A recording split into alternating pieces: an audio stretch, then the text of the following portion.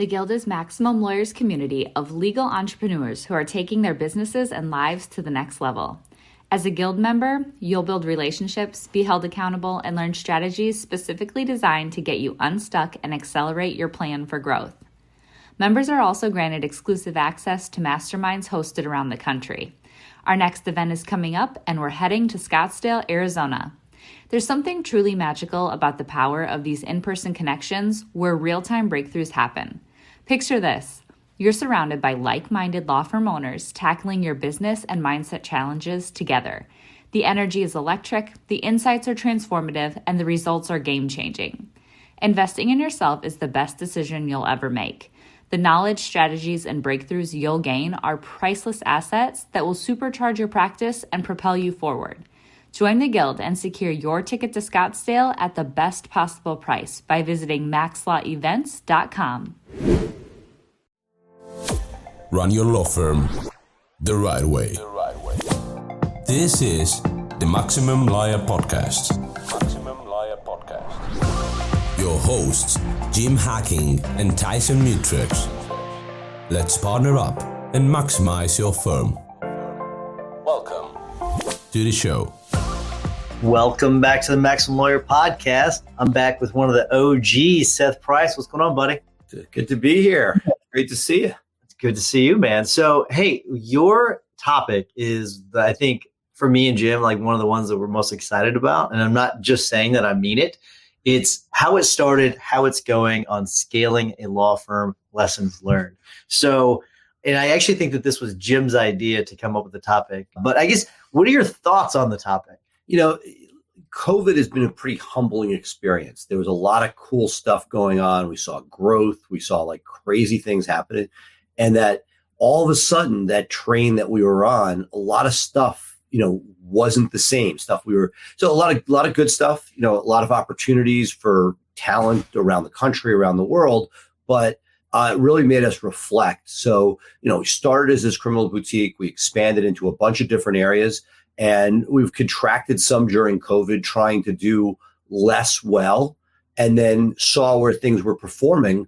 Like in South Carolina, we started with a listener of Max Law, Dane Phillips, who now we got a 3-person and growing division there. So I think what we did is we used the COVID time to sort of prune some of the areas that were less scalable and less exciting, and try to put our emphasis and energies into those areas that are, and things that sort of like, as you go along, things that you guys saw when we were all in the office, intake jamming along, has had some real cracks during COVID. The good news is I lost drama, but really a lot of, it was harder to keep and retain culture, and people hired during culture. That loyalty just wasn't there. And timing is good. Stuff that Jay and I have talked a lot about on Max Growth Live, experimenting with overseas labor, and layering that with domestic labor to try to get the best of both worlds. So it's interesting because you're someone that's been doing this for a while. So how many years now have you had the firm? It depends. It's a really good question. Should be an obvious question. We'll use 12 as a number. It could be as high as 15. We don't really. There was sort of a ramp up period before we launched, and about 12 years ago we started scaling it. So I'm going to say 15 because you still had lessons learned over those 15 years. So give me one, I don't want a bunch of them. Just give me one lesson that you learned in those 15 years leading up to the pandemic. So the 14 years leading up to the pandemic. One is getting your bookkeeping and accounting in order. Neither, Dave or I are experts in that. And we have found that really hard to scale, and the expert advice you bring in comes with, it's an unusual group of people giving you that advice, and that we've had a lot of setbacks in that space. I think it's that every time I think that I have intake down, I am humbled, and it is a constant. There is no set it and forget it combination of natural turnover combined with people's ebbs and flows, combined with a whole bunch of different factors that's there. And that at the end of the day, that the marketing drives everything. If you have the cases, you'll have the talent, you can cash flow it. And that, that's why I've always put marketing as such a number one priority, which is if the phone's ringing, everything's great, and you can hide a lot of the issues that you're dealing with. Whereas if the phones are not, you start focusing on everything. And that's part of what happened during COVID.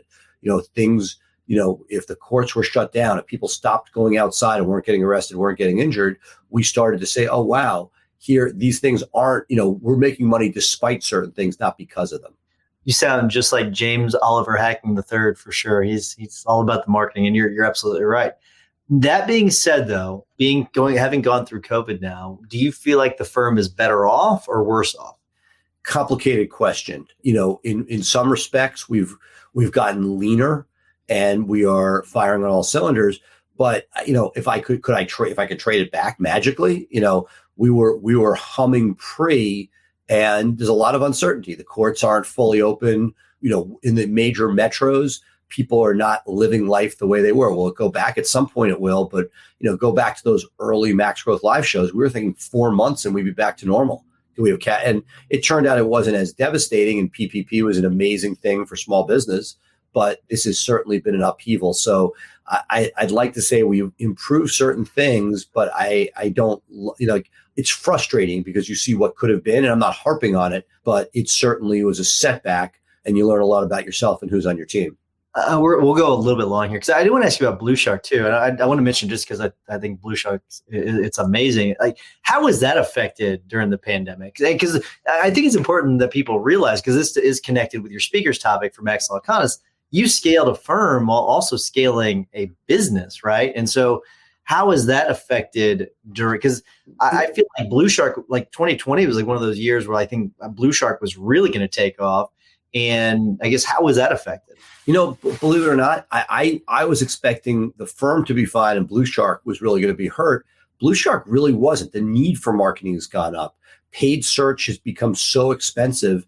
And I think what the thing that's happened is people are looking at organic search as, hey, it used to be free. Now it's, hey, can I get a better ROI from organic? It may not be 100 cases a month, but if paid search for $10,000 is only giving me 4 PI cases, can I take $10,000 and generate 15 organically? I'm just saying, like, the expectation change. So we've had a really good run. The brand has resonated.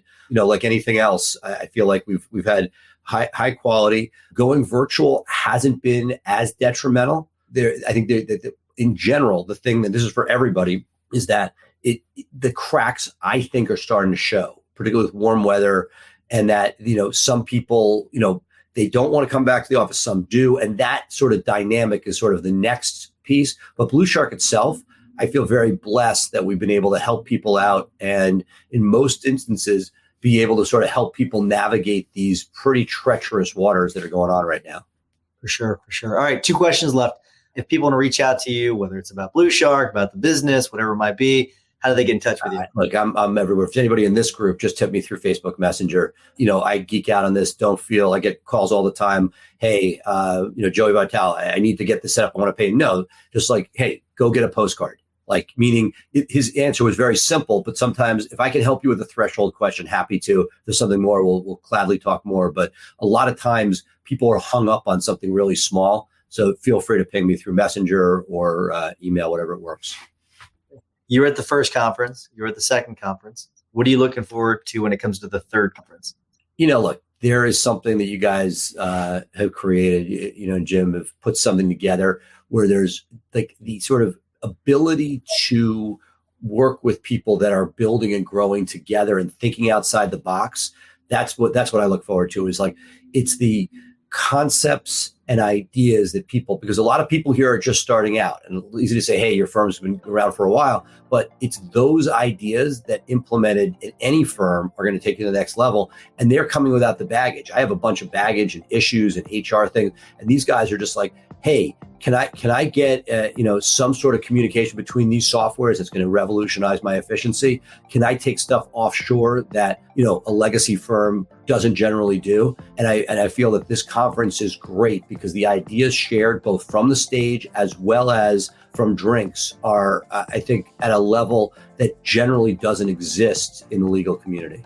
No question. All right, brother. Thanks for coming on, man. We will see you soon. Looking forward to it. See you, dude. Thanks for listening to the Maximum Lawyer Podcast. To stay in contact with your host and to access more content, go to MaximumLawyer.com. Have a great week and catch you next time.